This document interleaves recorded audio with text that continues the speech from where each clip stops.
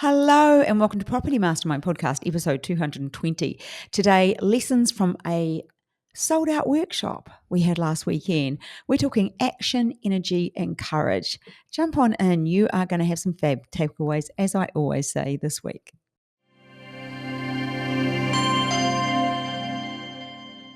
Hello and welcome to the podcast, episode 220. We are today talking about the takeaways from our sold out workshop, which was phenomenal. We had it over the weekend, and the action, the energy, and the courage that comes from attending one of our events. So, Bob, welcome. Thanks. Great to be here.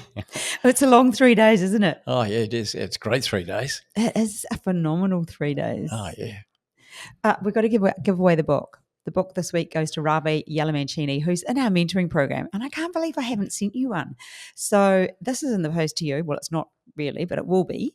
It will be in the post very soon. And let's chat about it, maybe. I don't know, whatever. You can talk to us whenever you want. So we love watching your journey and can't wait to interview you as one of our very successful mentoring students.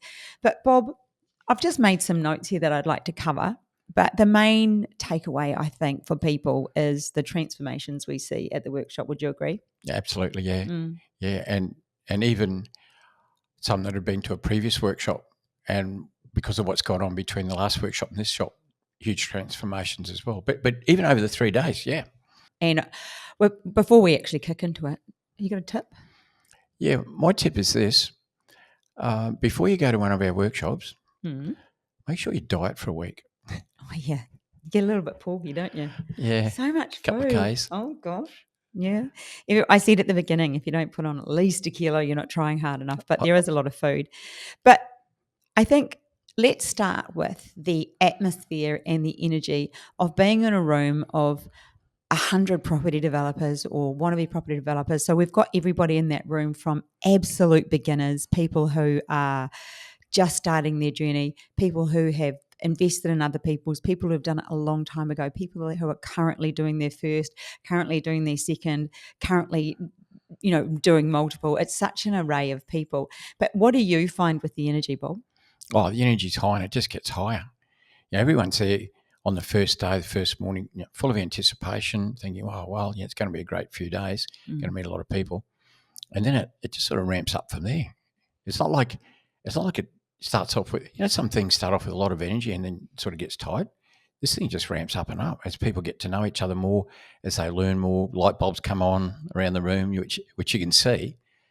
And energy-wise, it just mounts. And our community is so positive. They're just such good, solid, they're good buggers. It's just a really fantastic community of really great people. And what I hear constantly is that everyone loves the networking and to be able to offer it with education where it's all done for you as well. Like it's a done for you event. It ticks so many boxes.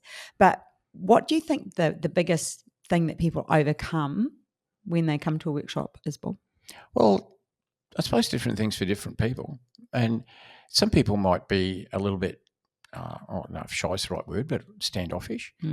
But it doesn't take them long. Like maybe at the very first break, the very first, say, morning tea, you see a few people maybe just collect their coffee and stand back a bit and don't really necessarily integrate. But like, you can't do that there because next thing, say, one or two people gone up and collared them and saying, g'day, how you going? What are you up to? And within a matter of lunch or another afternoon tea, they're right into it. So different things, different people. What about you? I love that I ask a lot of people to put their hand up who come alone, because often when you go somewhere and you go by yourself, you think you're the only one there by yourself. So I just ask everyone in the room to put their hand up if they came to the event by themselves and then look around. And when you realize that you're not alone because you're alone, that a lot of people come to events like that by themselves. And then I love to encourage people to network. Please, if you did come with a partner, don't sit with them. Make sure you mix up with the lunch. And if I find somebody who's a bit shy and they've said, I'm nervous, I actually say, okay, everyone, this person's nervous. So can you make sure that you talk to them, that you sit with them? And they end up coming out of their shell and having the best time and learning to network, which is really important when it comes to property development. But I think I love seeing the relationships that are formed. So many ongoing relationships come out of the workshop, like friendships. People employ people. People start working together. Joint ventures are formed. I know one of our mentoring students, Ollie. His goal was to have another site by the time he got to the workshop. He got it the day before, but he also found himself 5 potential joint venture partners, and that was one of the things he walked away with, and he was so happy, and so are the people. So, when you see the relationships, what are your thoughts, Bob?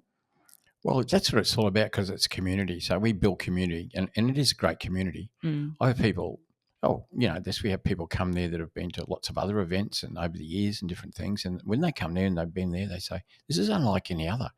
It's very friendly, but very helpful. It's not people being selfish and not, talking about what they're doing or where they're doing or anything. It's just such a giving. And that's not me saying that. It's not you saying that. No. We hear it from people who've been out and about. A lot of people, and good thing to get out and about. But they've been to lots of events, and that's one of the things they say. So, yeah, big thing, the friendships that are formed. There's 5 times a day when people get to mix, and that's before the event, after the event, and morning, afternoon, tea and lunch. So there's plenty of opportunity, and multiply that by 3, there's 15 opportunities to mix. And that's great, and they do. And we talk about and teach them to do that. The idea is for you to connect with as many people as you can. I give them a one line to start a conversation, which has nothing to do with property development, but it's so silly that it helps people be able to break that nervousness when it comes to learning to network and communicate. And that was ironic. I talked to a couple of guys on day 3, and they said they didn't realize how bad their networking skills were, because when they go to the pub with their mates, or when they hang out with other blokes, it's fine. But to actually learn how to network effectively, because you're creating a relationship which could lead to potential business for yourself or somebody else. And if you don't know how to do that, well, you're missing one of life's key skills. And you're missing out on many hundreds of thousands of dollars if you really analyse it. I mean, it's not all about money, but everyone helps everyone. It is about money, and it's business. Yeah, but think about it. Let's say you become a wallflower and hide in the corner, which we wouldn't let happen. No. You wouldn't let happen. No. But picking up a joint venture partner on a small project is going to be worth at least $200,000 to you. If that's not a good enough reason to go and talk to somebody and come out of your shell, I don't know what it is. What do you think the biggest takeaway that people have over the weekend is? Well, for some that have been to a few workshops, it can be just 1 or 2 things, because they've heard it before and they're doing it. But those 1 or 2 things can make a huge difference. I remember Gary Martini once, and Gary, I don't know how many he's been to. Like, I haven't seen Gary for a little while, but he came to about 5 that I know for sure. And by about the 3rd one, I said, Gary, why are you coming? Like, mate, you're out there, you're doing really well, you're doing developments. Why do you keep coming back? And he said, I keep coming back because, one, I love the people in the community. He said, but I only have to pick up one thing that could make me $5, $10, $15, $20, $100,000, or pick up something I'd forgotten about that's important. And I thought, yeah, you're right. Those little things can be costly on the downside, but really make your money on the upside. And I think we also give fantastic examples when we talk about, when with the, what's the word, with what we're giving, the information, the teachings in there, because a lot of it's reflective of projects that we've done or a mentoring student's done. And so we're able, and then of course you've got 40 years of examples you can always give, and there's enough dry humor in there for people to sort of have wee chuckles. But the examples that we give come from real life developments, and it makes it so much easier for people to believe. And then at the end of each break, or when we go out and do our networking, or hang out with the people that attend, it just gives the people that, everyone there, the opportunity to chat with us. Yeah. A couple of people I've said, what bit did you like the most? They said, your stories, because people love stories. And obviously I got a lot of stories about over 40 years, and because stories that make things easier to remember. Yeah. And when you remember, you learn lessons. Yeah. And so I try and throw stories in wherever I can, but always watching the clock.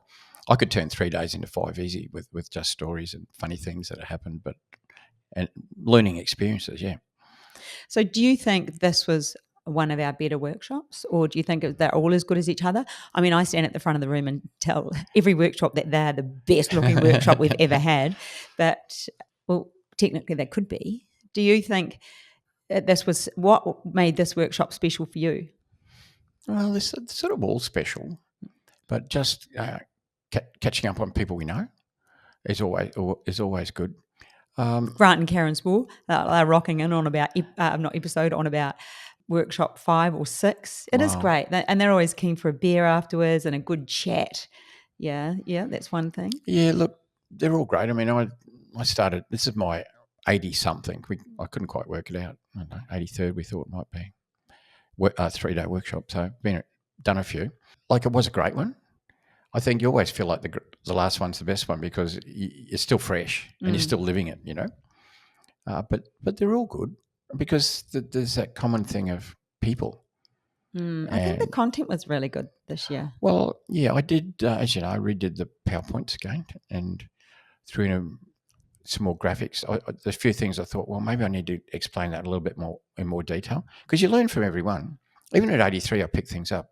Of what people, that if they're asking a question. Yeah, I can pick that up from that. I can say, oh, okay, maybe I'm not covering that in enough detail. So I'll make a little notes at the end of the day and say, okay, well, maybe I'll expand on that, slip another 1 or 2 slides in. So you're always trying to improve. I never think it's, you're perfect. No, nobody's perfect. No. And that's probably why you do it so well, because you get that. And we're no heroes. We're just there like everyone else doing what we do and having fun with everybody. Bob, who did you see have the biggest shift? Did you actually see somebody go from one thing to another? Well, somebody we've been watching for a while go from 0 to 100. Yes. In 3 seconds. No, not in 3 seconds, maybe 3 years. That's the accidental developer, of course, Kyle. He was there. And how exciting was that? Because he's a quiet achiever, but he did just give you a little bit of a peek at his bank account. Because he's just had all the sales have gone through on his subdivision. Yeah. And it's a healthy 7-figure amount. Yeah. Which anybody would be pleased with on his very first project. And he's not a bragger, so he's not going to show people that, but he did show you because you're instrumental in him making that 7-figure amount of money. And then I was like, can I just tell people? Because it's just every day. I like to say some of us are just cashed up bogans, really. But it's just everyday people doing phenomenal things. And yeah, you're right. What a massive transformation from when he first came, and now he's answering questions and talking to people in a completely different way. It's funny because he doesn't mind you saying this. He was extremely nervous.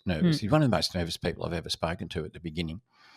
And to go from there to the confident man he is, where I could see him outside at one of the breaks, there's about 4 or 5 people standing around him asking him questions. Yeah, that'd be right. That's a huge transformation in a few years. Do you notice at every workshop there's particular questions that always get asked? What's the most common question, do you think, that we get asked? Oh, look, it's often around finance, because I think it can be quite complex, finance. One of my couple of favourite subjects, of course. But I think that's where most of the light bulbs come on. Some people arrive there thinking that they understand finance in regards to purchasing their own home or maybe an investment property, but totally different game with property development. We know that. And I think they might arrive thinking they're limited in some respects or whatever. And when they realise how it all works, the pennies start dropping and you see the light bulbs going all over the room. I've learned to read that. Just those little things, you can tell somebody has picked up something, and they might dive for their pen, or their sort of head goes up and their eyes will open up wider, and I guess that's a light bulb moment.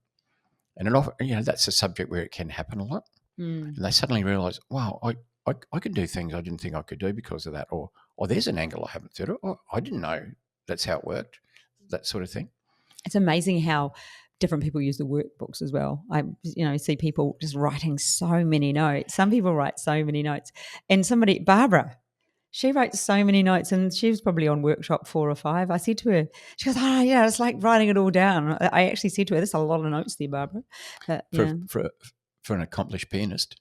Yes, well, actually, now that's another thing. The different careers that people have in that room is hilarious. Exactly. A pianist, a piano teacher. I think she also does some acting stuff as well. School teachers, a few doctors in there, quite a few pharmacists, a truckload of builders. So many builders in the community, and tradies, electricians, plumbers, town planners. That's something new. I've always looked for, what is it now, 15 years at least, 16 years, I think I've been doing the mentoring program. Always interested in people's backgrounds, as we are. But the amount of, as you say, builders and tradies who've moved into development now, not just in the construction industry, but want to move into development in the last, 12 months, 18 months maybe, is quite astounding. In terms of a move, the percentage of people that are in those building and trades that are doing it. But it's just such a mix. School teachers, one's walking, listening right now. Hey, Mark. How you going, mate? Imagine that you're walking along and we're talking to you. We're actually talking to you. And we've got the lady that chooses the McDonald's toys. Yeah, for the, what do they call that? When you buy Happy Meals and stuff. Happy Meal, yeah. Yeah, she chooses the toys. That's her job. A toy chooser. That's the weirdest job in the world. I've never heard of a toy chooser until then. She does it for New Zealand, Australia, and one other country. Phenomenal. But I think that just goes to show there's such a mix of people doing property development. Age mix. Oh, yeah, there's an absolute mix of age. And there was that interesting statistic, which was 25% of the property developments are being done by the big companies and the rest are done by us, the little people. The people that we teach, those doing duplexes and 2, 3, 4, 5 singles, whatever they're doing. Yeah, small subbies, townhouses, all of that. Yeah. But so, Bob? Why do you think this year we sold out? Did I already ask you that question? I don't think so. Why this year? Why did we? I don't know. Maybe we've been working hard.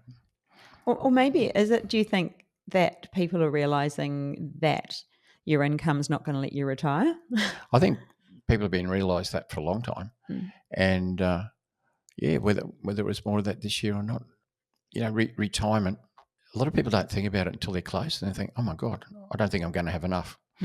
Start thinking about that about late 40s or 50, and other people, of course, have some bad luck in life as well that can cause them, divorces, business going bad, and all that. So I always say to people, like if you're trying to recover, particularly in the back half of your working career from a mishap, even or just had such a good life you never saved anything, it's hard to get there on $30, $40 an hour and make up for it. You won't. So you got to find things that'll make you a lot of money in a short amount of time, and that's why a lot of people choose property development, particularly Australians who love real estate anyway. It's just a step up. It's a step up from property to investment to reno, and from reno to development, although you can jump straight from zero to development like I did. So why not? Go to the top. Yeah, why not start at the top? Why do you think the courage grows when you attend something like a 3-day workshop? Well, your knowledge grows for a start. And as you become more knowledgeable about something, you become more confident. And as you become more confident, you're more likely to take action. I think that's part of it. But you also realise you're not on your own. You look around that room and everyone else is just like you. And I think I say that to so many people. The room is just full of people like you. Yeah. And there was people there who can't really tell their friends and relatives.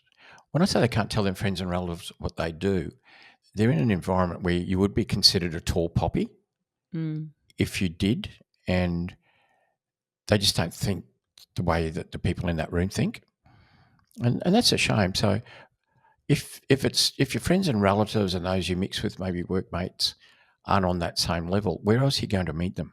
We're going to meet them at an event like that for a start, when you've got 100 people all the same in terms of their love of property development and wanting to improve. And then, of course, beyond that, you can make friendships, new friendships, and with people who really do think like you. And people celebrate each other's success. But I think the courage is also really growing when you just see somebody who's very similar to you, just taking those small, tiny steps every day on a regular basis and moving forward to where they want to go through property development. Yeah, being consistent. Yeah, and it's a real wake-up call to like, holy heck, I can do this. Yeah, I think that's a lot of it. Yeah. And they see other people just like them doing it. They might be 12 months ahead of them or whatever. And that's so encouraging. I really love when I get to speak, because I mostly speak on the whole joint ventures and how to communicate with investors. That's my sort of leg of the workshop, as well as I get to speak on motivating people to believe that this is possible for them and looking at the things that stop them doing it. So my themes this year were choosing to focus, like really realizing that in life we want something and we lose our focus so easy. We actually think we're on a journey somewhere, and then something happens and it becomes in the way and not on the way. And so we stop heading toward the dream. And we've all done it, and with our health, with our relationships, with the house we want to live in, or anything we're striving toward.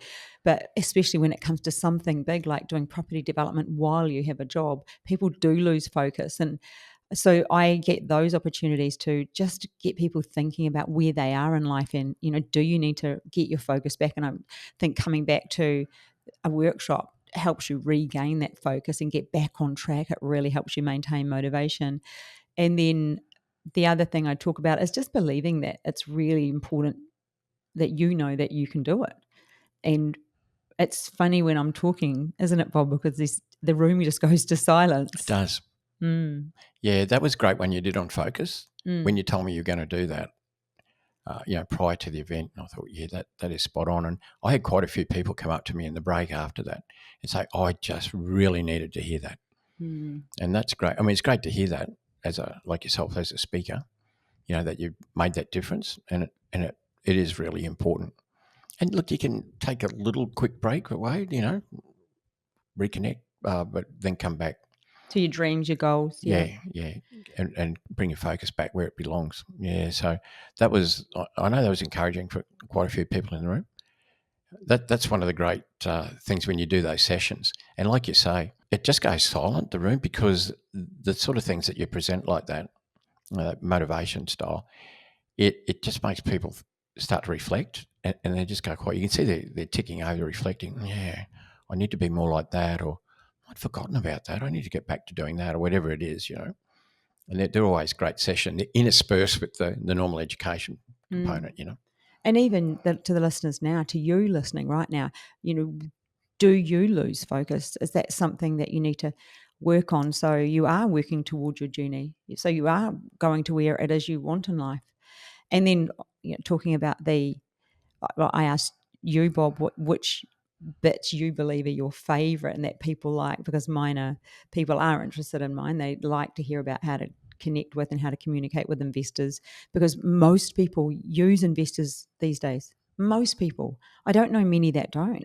In our community, people are either on their first or their second, they're going to have an investor in some way. Would you agree with that? Yeah, quite often people start off needing extra money to do a project. I mean, I did my first 2 projects, I did that way. And so that's why it's such an interesting subject for me to teach, because I've been teaching strategy. Say that again. I've been teaching creative strategies for a long time. Even back in 1989, 90, I was talking about putting syndicates together and that sort of thing. So, and people want to hear that, and it excites them. And I love talking about it.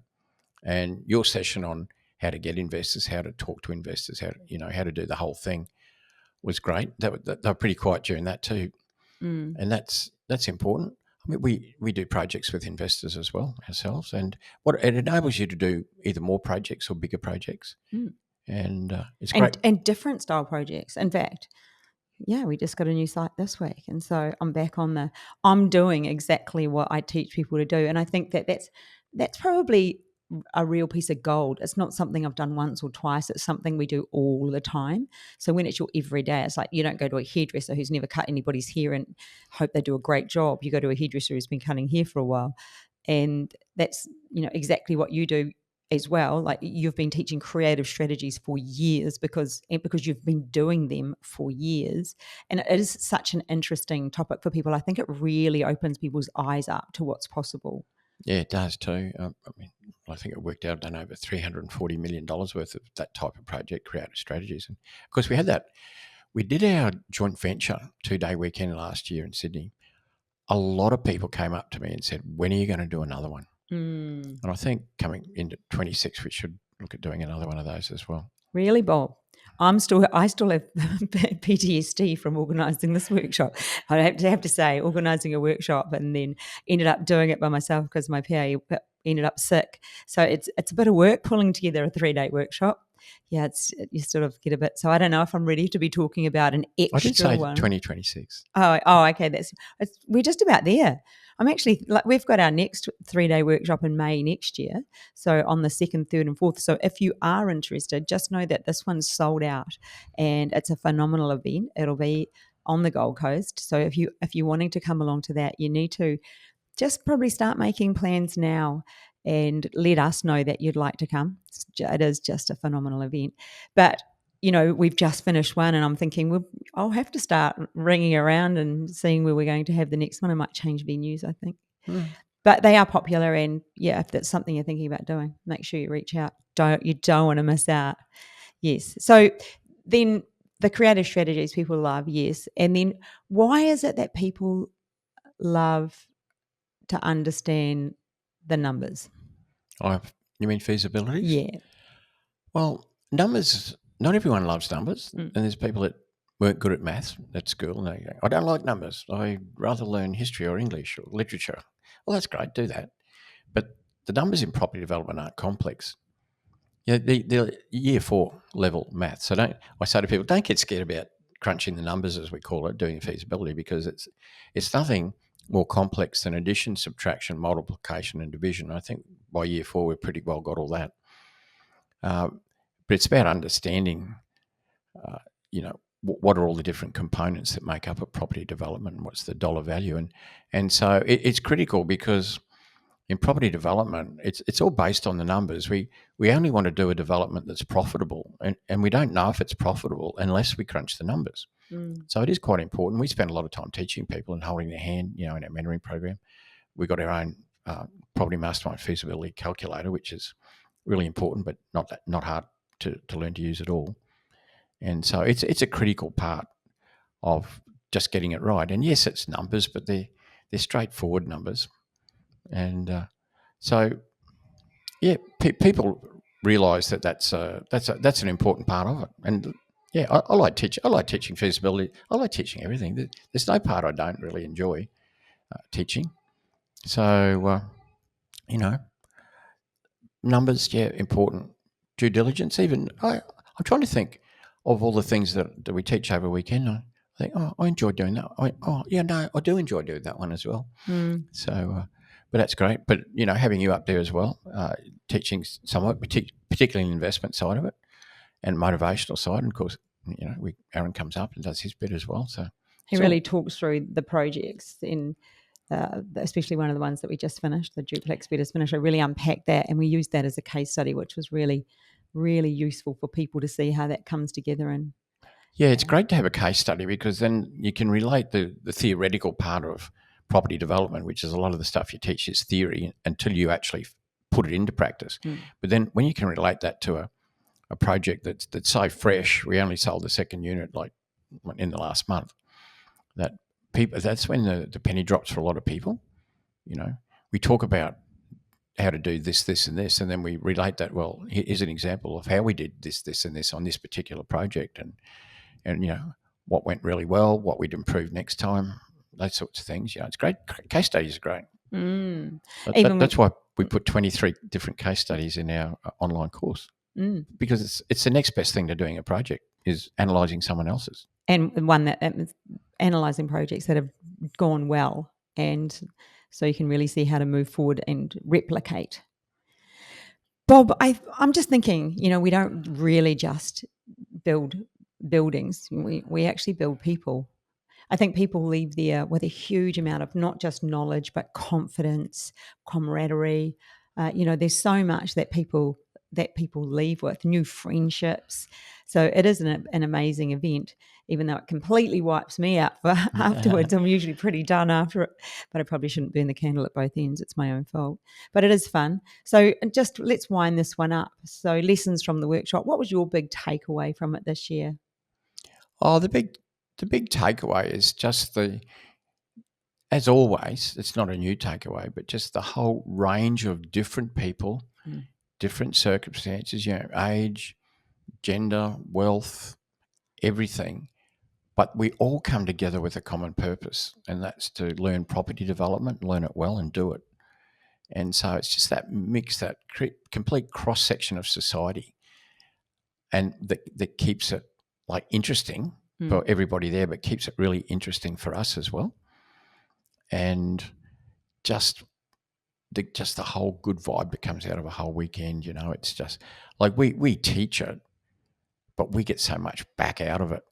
We're not just giving the teaching and putting on the event. We get so much back by the integration that we have with the people as well. And the success stories and just hanging out. Yeah, you're right, just integration. I love the networking.